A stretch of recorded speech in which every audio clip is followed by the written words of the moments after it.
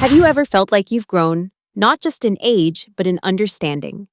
That you no longer react the same way, that your thoughts have shifted, that you're beginning to understand why you do what you do? If you're an INFJ, that process goes even deeper. Your growth isn't linear, it's more like a spiral. You revisit the same themes again and again, but each time from a more conscious level. The INFJ goes through very distinct stages of emotional and psychological maturity. Each one represents a change in how they perceive reality, how they connect with others, and how they understand themselves. Hello and welcome to Psych IQ. On this channel, we publish weekly videos to support introverted, intuitive, and sensitive people, helping them grow both personally and reflectively. Subscribe so you don't miss any future content. In this video, we're going to explore the three major stages of INFJ growth, how their cognitive functions evolve, and what challenges they must overcome to reach inner balance and fulfillment.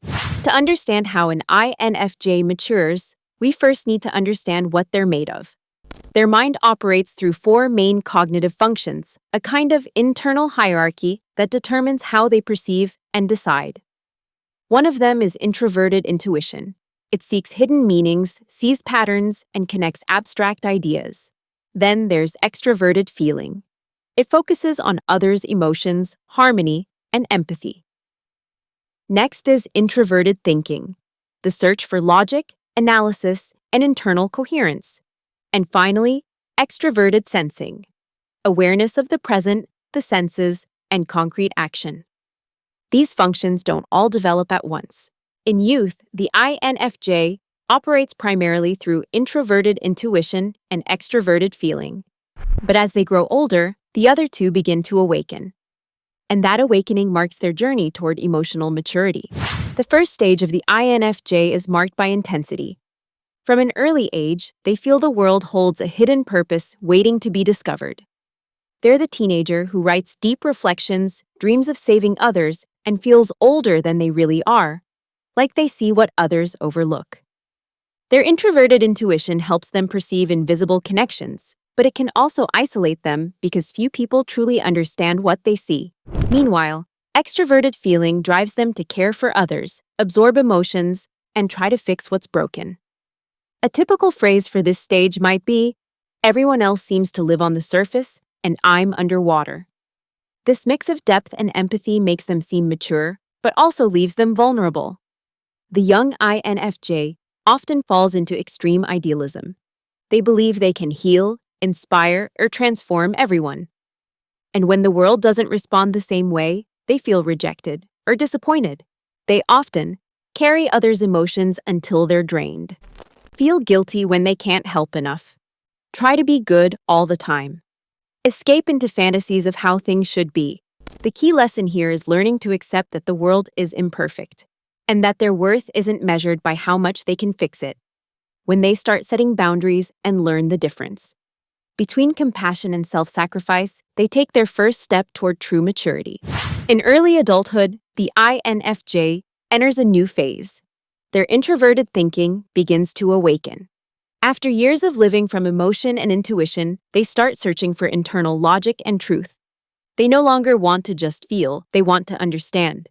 They want to know why they react the way they do, why they help so much, why they sometimes feel empty. A phrase that captures this stage is, "I don't just want to do what's right for others, I want to do what's authentic for me." This stage can be challenging. The INFJ becomes more introspective, more analytical, and sometimes more distant. They begin to question appearances, even their own. They may turn perfectionistic or feel that nobody truly matches their depth. Internally, they're analyzing everything: their relationships, their purpose, their past.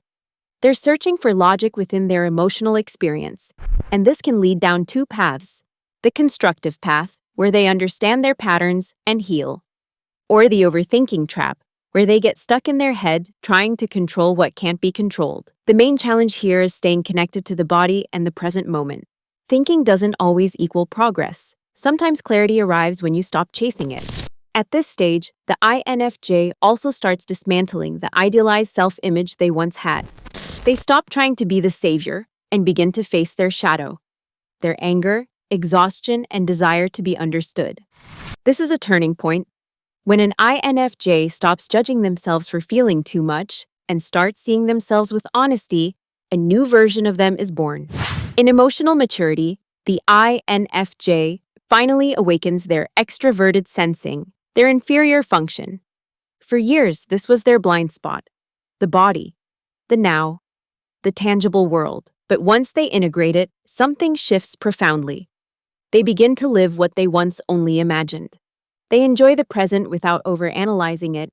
They find beauty in the simple things: cooking, walking, watching the sky, laughing with someone without needing a deeper meaning. A phrase for this stage might be, "I don't need to understand everything to enjoy it." This INFJ no longer seeks perfection or the role of savior. They've accepted that perfection doesn't exist and that their value isn't tied to fixing anyone. Now, they choose where to invest their energy, guilt-free. They become more realistic, yet no less deep. They see life as it is, imperfect, changing, yet still full of meaning. Their intuition becomes practical. Their empathy becomes mature. They no longer absorb others' emotions, but understand them with compassion and detachment. At this point, the INFJ stops acting out of duty and starts acting out of freedom. They radiate calm, authenticity, and quiet strength. They may become mentors, guides, or simply people whose presence makes others feel understood, even without words. They no longer need to be understood because they finally understand themselves. Although these three stages seem linear, they actually move in cycles. Sometimes the INFJ feels idealistic again. Other times, analytical or detached. Each new experience reopens old wounds, but also brings new clarity. The growth of an INFJ isn't about becoming someone else, but about becoming a more conscious version of who they already are. Emotional maturity doesn't mean not feeling. It means feeling with clarity. It doesn't mean not thinking. It means thinking without losing peace. And it doesn't mean giving up on dreams. It means dreaming with your feet on the ground. If you're an INFJ, remember this. You're not behind. You're not broken. Your process has its own rhythm. Deep, quiet, and meaningful. The maturity of an INFJ isn't measured by how many answers they have, but by how much peace they find among the questions. Thank you for joining me on this journey. If you enjoyed this video, leave a like, subscribe to Psych IQ, and tell me in the comments. Which stage do you feel you're in right now? See you in the next video.